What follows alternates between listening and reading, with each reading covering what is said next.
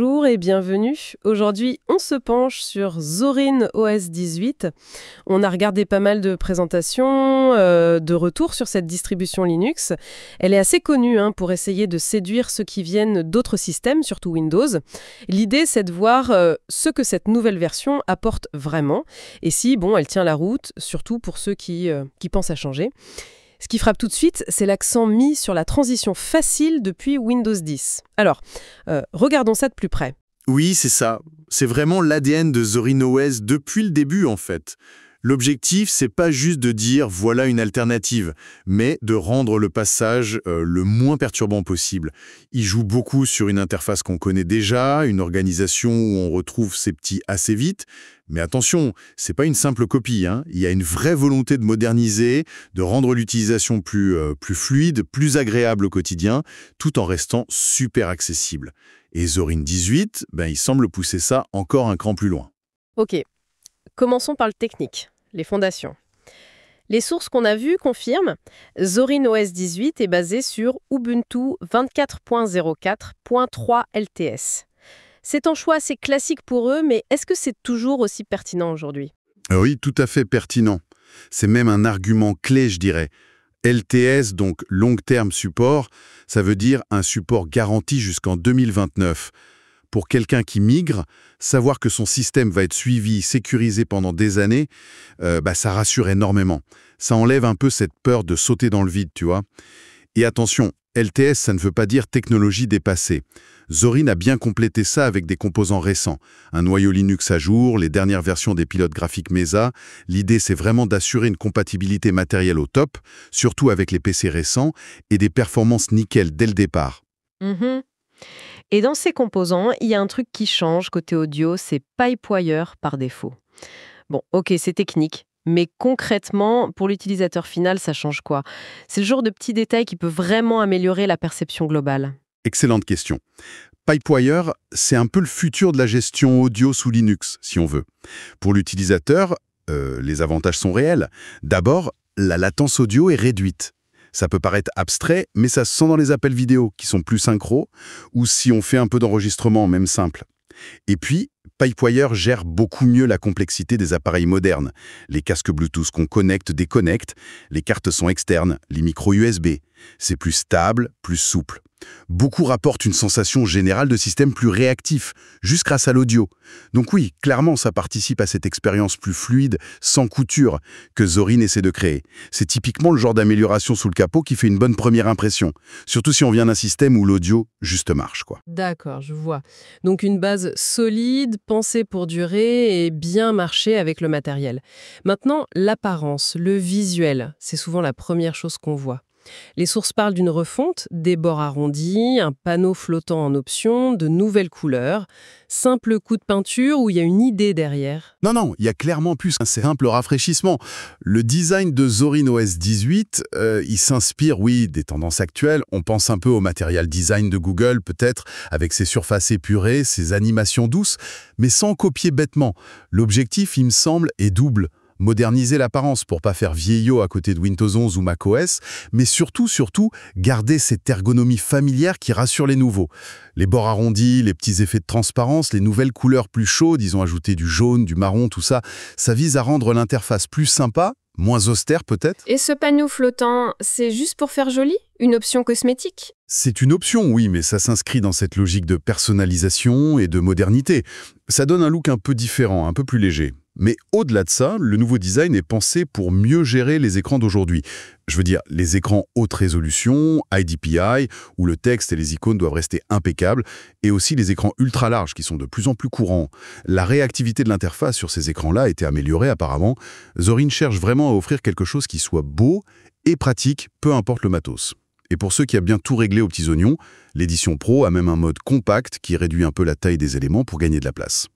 C'est un équilibre intéressant. On modernise, mais sans perdre les gens en route. Restons sur l'utilisation de tous les jours. La productivité, le multitâche, c'est souvent critique quand on change d'OS. Zorin 18 met en avant un nouveau système pour gérer les fenêtres, inspiré de Windows 11, dit-on. Ça donne quoi en pratique ? C'est aussi simple que sur Windows ? Oui, c'est une des grosses nouveautés qu'ils mettent en avant, ce gestionnaire de tuiles avancées. L'idée, c'est de rendre plus facile l'organisation de plusieurs fenêtres sur l'écran. Concrètement, on prend une fenêtre, on la fait glisser vers le haut de l'écran, et là, paf, une petite interface apparaît. Elle propose différentes mises en page. 2 fenêtres côte à côte, une grande et 2 petites, 4 quarts. On clique sur la disposition qu'on veut, la fenêtre se met en place, et on peut remplir les autres zones après. Ça fait penser effectivement à Snap Assist de Windows. Est-ce que Zorin ajoute un petit plus, ou c'est surtout histoire de pas trop changer les habitudes? C'est en partie pour ne pas dépayser, c'est sûr. C'est une fonction qui est devenue très populaire sous Windows. Mais Zorin semble l'avoir intégrée de manière assez complète. On peut apparemment créer ses propres agencements perso et les sauvegarder. Ça, c'est pas mal pour des tâches spécifiques, des workflows particuliers.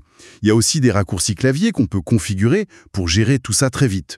L'objectif est clair, rendre le multitâche plus fluide, moins prise de tête, surtout sur les grands écrans ou avec plusieurs moniteurs, où gérer les fenêtres à la main, ça peut vite devenir lourd. Les sources insistent d'ailleurs sur une meilleure gestion de ces configurations multi-écrans. Au fond, ce que Zorin essaye de faire ici, c'est d'éliminer un point de friction classique, le jonglage entre les applis.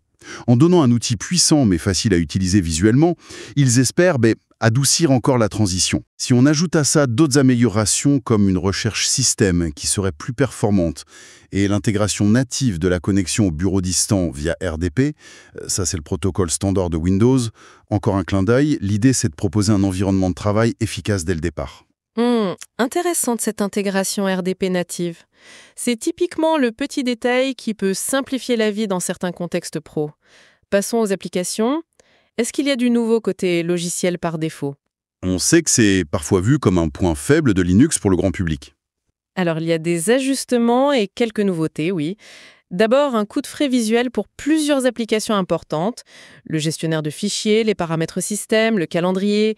Ils adoptent le nouveau look pour que tout soit cohérent. Ensuite, une nouvelle application appareil photo qui remplace l'ancienne Cheese.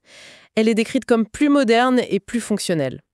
Pour les outils de base, Zorin reste sur ses choix. La suite évolution pour les mails, le calendrier contact et le navigateur Brave qui est assez centré sur la protection de la vie privée. Ah oui, le choix de Brave par navigateur par défaut, ils le maintiennent, donc c'est un choix assez affirmé, non?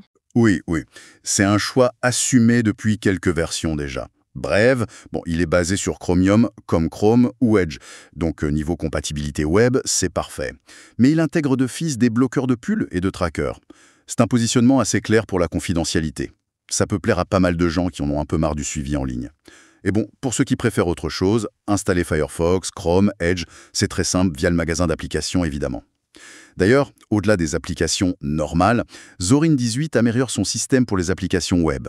C'est plus facile de transformer un site web, genre une messagerie en ligne, un service de streaming, ou même une suite bureautique web, en une sorte d'appli de bureau. Ces web apps s'intègrent mieux. Elles ont leur propre icône, peuvent être dans le dock, et on peut les personnaliser un peu plus. C'est une façon d'avoir plus d'applis sans forcément installer des gros logiciels. Et un autre point important, l'intégration annoncée de OneDrive. OneDrive de Microsoft, directement intégré. Pouvoir accéder à ces fichiers OneDrive directement depuis le gestionnaire de fichiers. Ça, c'est encore un geste fort envers ceux qui viennent de Windows et qui utilisent cet écosystème. C'est vrai que cette intégration OneDrive plus le RDP dont on parlait, ça montre une vraie démarche de s'adapter aux habitudes des gens, plutôt que de les forcer à tout changer. Et le magasin d'applications, vous disiez, est-ce qu'il aide vraiment à trouver des équivalents aux logiciels qu'on utilisait avant? Oui, c'est un point sur lequel Zorin communique pas mal. Le magasin d'applications, le Software Store, a été amélioré pour proposer des recommandations plus pertinentes quand on cherche un logiciel Windows précis. L'idée, c'est de guider un peu l'utilisateur, de lui montrer qu'il existe souvent des alternatives sous Linux qui sont très capables, parfois même meilleures, pour ce qu'il veut faire. Ça fait partie de cet accompagnement pour dédramatiser le passage à Linux. On a parlé de fluidité, d'interface, d'appli, mais les performances brutes, surtout si on a des usages un peu plus gourmands, les sources mentionnent des optimisations. Effectivement, il y a 2 points qui ressortent. Premièrement, des performances améliorées quand on utilise des machines virtuelles, avec des logiciels comme VirtualBox ou VMware. Ça, c'est une bonne nouvelle pour les développeurs, ceux qui font des tests, ou juste ceux qui ont besoin de faire tourner un autre OS, parfois Windows d'ailleurs, dans Zorin OS. Deuxièmement, un travail spécifique a été fait sur la gestion des cartes graphiques hybrides. C'est très courant sur les portables, hein. Une puce graphique intégrée Intel ou AMD pour économiser la batterie et une carte dédiée NVIDIA pour la puissance. Zorin OS 18 est censé mieux gérer la bascule entre les deux. En gros, il n'activerait la carte NVIDIA que quand c'est vraiment nécessaire pour les jeux, les applis 3D. L'objectif, c'est de trouver le bon équilibre, avoir la puissance quand il faut et économiser l'énergie le reste du temps. Ça, c'est essentiel pour l'autonomie des portables, c'est sûr. Bon, alors, si après tout ça, quelqu'un est tenté par l'expérience Zorin OS 18, comment on fait? C'est quoi les options? Alors, l'accès est assez simple. Zorin OS, ça vient en 3 éditions principales. Il y a l'édition Core, c'est la version de base entièrement gratuite, et elle contient tout ce qu'il faut pour la plupart des gens, pour le bureau, la maison. C'est souvent par là que les nouveaux commencent. Ensuite, il y a l'édition Éducation, gratuite aussi. Elle ajoute pas mal de logiciels et d'outils pour l'enseignement, donc c'est plutôt pour les écoles, les centres de formation. Et enfin, il y a l'édition Pro. Celle-là est payante, autour de 48 €. Et qu'est-ce qui justifie ce prix pour la version Pro? C'est juste pour les soutenir financièrement? C'est en partie pour soutenir le projet, oui. Et c'est important pour qu'il continue. Mais elle offre aussi des avantages concrets. La version Pro, elle a plus d'options pour personnaliser l'interface, genre des mises en page de bureau en plus, qui imitent d'autres systèmes comme macOS ou Windows classique. Elle inclut aussi une sélection plus large d'applications pour la création, pour le travail, qui sont déjà installées. Et on a accès à un support technique prioritaire, directement avec l'équipe Zorin. Donc c'est un package plus complet, pour ceux qui veulent aller plus loin ou qui utilisent leur ordi pour le boulot par exemple. Mais ce qui est important de rappeler, c'est que le cœur du système, la base Ubuntu LTS avec le support jusqu'en 2029, c'est le même dans les 3 éditions. Le choix dépend vraiment des besoins de chacun et de si on veut ou peut contribuer financièrement. Pour le télécharger, c'est simple. On va sur le site officiel de Zorin OS, on prend l'image ISO, on la met sur une clé USB, et voilà. Bien, on a une bonne vue d'ensemble, je crois. Si on devait résumer la proposition de Zorin OS 18, on dirait quoi? Qu'est-ce qui fait sa spécificité dans le monde Linux aujourd'hui? Je dirais que Zorin OS 18, il consolide et il affine sa stratégie de base. Être la porte d'entrée la plus accueillante possible dans Linux pour quelqu'un qui vient de Windows. Il ne cherche pas à réinventer la roue, mais à offrir une alternative qui soit solide, moderne, performante et surtout familière.